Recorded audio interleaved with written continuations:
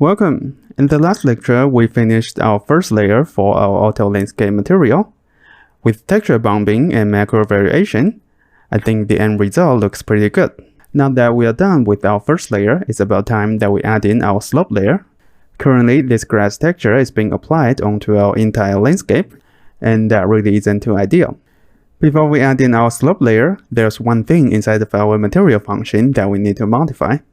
So I'm going to go back to my auto landscape and double click to open this landscape layer process.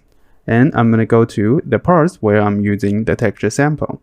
So for adding multiple layers, it's important that we change the sampler source from this texture asset to this shared wrap. For our two-layer landscape material, this probably won't matter too much, but if say we have multiple layers and we try to paint them onto our landscape, if this setting here is not shared wrap, the layers that we are painting won't be displayed correctly. So that means we need to do this for all the texture sample nodes inside of our landscape material. So this is the first one, and the second one is inside of this texture bounding Voronoi. I'm going to double click to open it. And in here we have two texture sample nodes. So for the first one, I'm going to change this one to share wrap and change the second one to share wrap as well. Then click apply for this one. Go back to this material function. I'm going to click apply as well. Alright, that's the basic step for adding in another layer. And the next thing, I'm going to go back to this auto landscape material. Then I'm going to select all of these nodes. Then press Ctrl+C to copy them. Then Ctrl+V to paste them in here. So for the new layer, we just need to change the names for all the parameters and change their group as well. There's one thing that we need to be careful with this. While we are doing this, it's important that we always change the parameter name first. Then we change the group. Otherwise, we might mess up the settings inside of this ground layer. So I'm going to start changing this ground_base color. I'm going to change this ground prefix to slope. And change this group from 02 to 03. And change this one to slope layer. Alright, that's the first one taken care of. Now it's this normal map. Change this one to slope. And change the group to slope layer as well. We can keep this sort priority the same as our ground layer. Then I'm going to copy this slope underscore and paste it to this ground ORD and change it to this slope layer. And same thing goes for the other parameters. I'm going to time-lapse the process and show you my final result.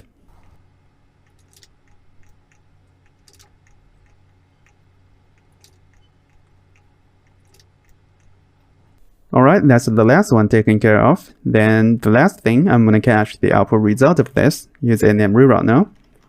I'm going to call this one cached slope layer. And I'm going to click apply. And as a melee challenge to you, so same as I did, I'd like you to change the sample source to shared wrap for all of your texture sample nodes. After this step, create a new slope layer with corresponding parameters. These should be easy enough for you to do. Pause the video now and give this a go. Welcome back. With our slope layer ready, next thing, in order to have the ability to paint this layer onto our landscape, we'll need to use the landscape layer blend now. For that, we'll need to go to the output of this material. First, same as the slope layer, I'm going to cache this ground layer. So drag this pin out, use the name reroute now. I'm going to call it cached ground layer. Then I'm going to disconnect this pin and move all of these nodes to here and move this one down. And to blend our ground and slope layer, there's a node that we need to use. It's called landscape layer blend. So select this one and we can click this button here to add in different layers. So I'm going to add in the first one and I'm going to change its name to auto landscape. Then I'm going to click this button again and change the name for the second one to ground. And click this button again. The third layer, I'm going to call it slope. And I'm going to right mouse button click to bring up this cached ground layer. For now, I'm simply going to plug in this ground layer as the auto landscape layer. Then plug this one into the layer ground. Then right mouse button click and bring out the slope layer, plug this one into the layer slope. Then I'm going to plug the final output to here and bring these nodes to here. Then I'm going to click apply. Go back to my landscape. Now everything turns into black, and that's expected. We'll need to create the corresponding layer info for them. For that, we'll need to go back to our landscape mode and go to this pen mode and scroll down. So we should be able to see our different layers in here, and currently I'm not seeing that. So this is a landscape material bug that you might encounter yourself as well, and to fix that, we'll need to force our landscape material to update. For that, we can select our landscape and scroll down to this material slot. Then we can fill in any materials that we have at the moment. So I'm going to go to the examples folder and go to this planar projection and fill in this material. Click this button. Then we can reassign our landscape material. So go back to this landscape folder, select this material instance, fill it in. And now I have those layers back.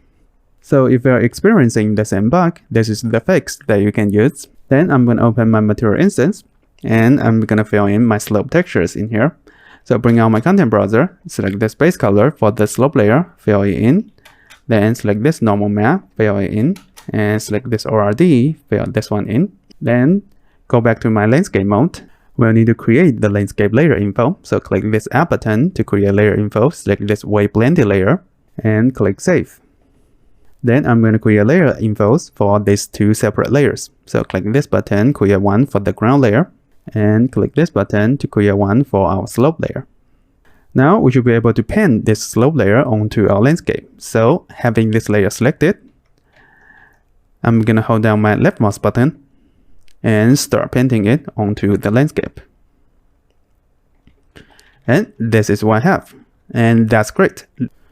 This means our landscape material is working. So I'm going to go back to my selection mode. And that's all we need to do for now to add in the slope layer to our landscape material. So these are the new nodes that I just added to my landscape material. And it's mainly about this landscape layer blend. Feel free to refer back to the video if you need help. And it's time for you to add in your own slope layer. In the next lecture, we're going to look at how we can automatically apply our slope layer onto the slope. I'll see you in the next lecture.